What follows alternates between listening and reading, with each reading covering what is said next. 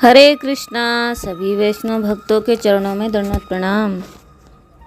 जगन्नाथ कथा श्रृंखला में आपका स्वागत है। तो जगन्नाथ रथ यात्रा आने वाली है, तो उसके उपलक्ष्य में हम आप लोगों के लिए भगवान जगन्नाथ की मुख्य मुख्य कथाएं लेकर प्रस्तुत हैं। तो अभी तक हमने सुना कि जगन्नाथ रथ यात्रा का भाय और गूढ़ कारण। तो अब हम चलते हैं अध्याय 2, भगवान श्री जगन्नाथ देव के प्राकट्य और रथ यात्रा से संबंधित प्रथम इतिहास। श्री जगन्नाथ देव के प्राकट्य और रथ यात्रा का प्रथम इतिहास सतयुग के समय का है। इसका विवरण स्कंद पुराण और पुरुषोत्तम महात्म्य से लिया गया है। इन विवरणों में थोड़ी बहुत भिन्नता होने पर भी मूल इतिहास एक ही है। सतयुग में मध्य भारत स्थित उज्जैन की प्राचीनवंती नगरी में इंद्रद्युम्न नामक एक राजा राज्य करते थे। उनकी रानी का नाम गुंडीचा था। राजा और रानी दोनों ही बड़े उत्तम भक्त और धार्मिक थे। निसंतान होने पर भी वे इस विषय में शोक ना कर इसे भगवत कृपा ही मानते थे। तो शास्त्रों में भी कहा गया है कि जिसके संतान नहीं होती उनको परेशान नहीं होना चाहिए, उनको भगवान को ही अपना पुत्र मानकर उनकी सेवा करनी चाहिए। और ये भी समझना चाहिए कि ये शायद हमारे जीवन का अंतिम समय है, इसीलिए भगवान हमें मोह में नहीं डाल रहे हैं। लेकिन इंसान का मोह इतना ज़्यादा प्रबल होता है कि वो बस परिवार के बारे में सोचता है। तो भगवान गीता में भी तो कहते हैं कि मुझे जानने वाला हजारों करोड़ों में से एक विरला ही होता है। तब यहाँ पे राजा इंद्रद्युम्न के कोई संतान नहीं थी, तो उन्होंने भगवान की ही कृपा मानी और वे भगवान की सेवा में ही लगे रहें। जो चीज़ हमें मिलनी होती वो मिल ही जाती है। भगवान से ही आशा रखनी चाहिए, किसी अन्य से नहीं। और भगवत कृपा की प्राप्ति की अभिलाषा से ही जीवन व्यतीत करने लगे। वे सदा मन ही मन इस प्रकार प्रार्थना करते, वह दिन कब आएगा जब हमें साक्षात अपने प्रभु के दर्शन प्राप्त होंगे। राजा इंद्रद्युम्न स्वयं ही देश विदेश से आने वाले सभी तीर्थ यात्रियों का सादर सत्कार अपने महल के अतिथि गृह में करते थे। एक रात कुछ तीर्थ यात्री विश्राम करने के लिए उनके अतिथि गृह में रुके।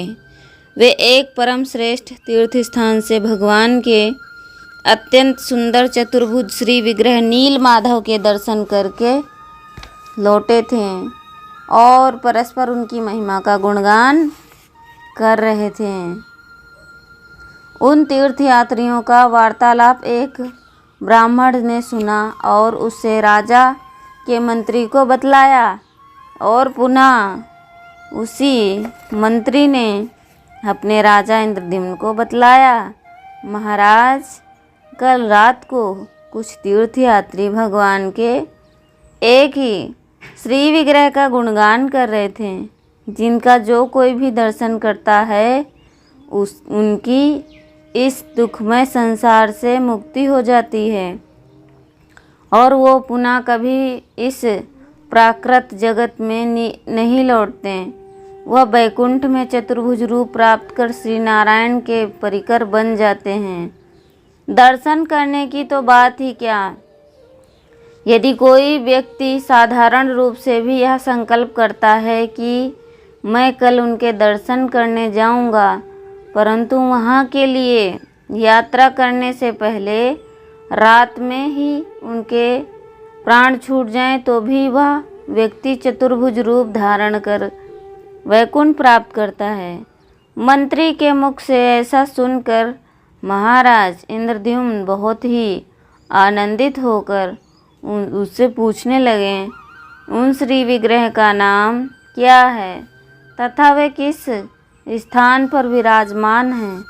मैं भी अपनी पत्नी तथा संपूर्ण प्रजा के साथ उनके दर्शन करने जाऊंगा। मंत्री ने कहा, महाराज, भगवान के उस श्री विग्रह का नाम नीलमाधव है, श्री नीलमाधव है, किंतु मुझे यह नहीं पता कि वह कहाँ पर विराजमान हैं।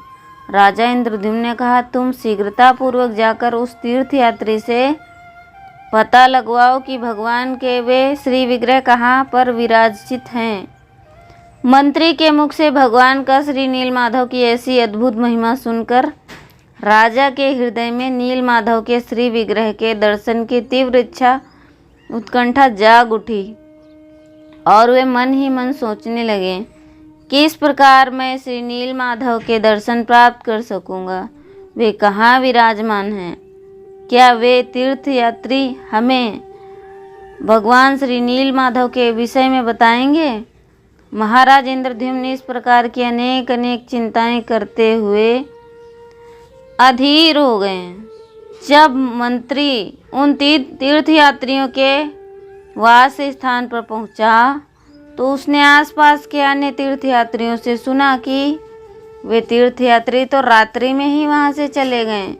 उसने आकर सारा संवाद महाराज इंद्रद्युम्न को सुनाया।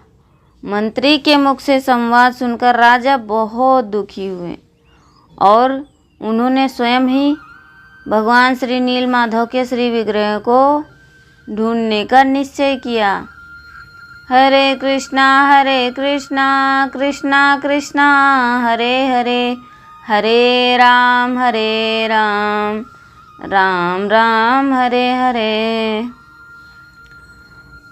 आज का जो कथा है यहीं तक है, तो अगले भाग में हम सुनेंगे कि भगवान नीलमाधव को ढूंढने का प्रयास। हरे कृष्णा।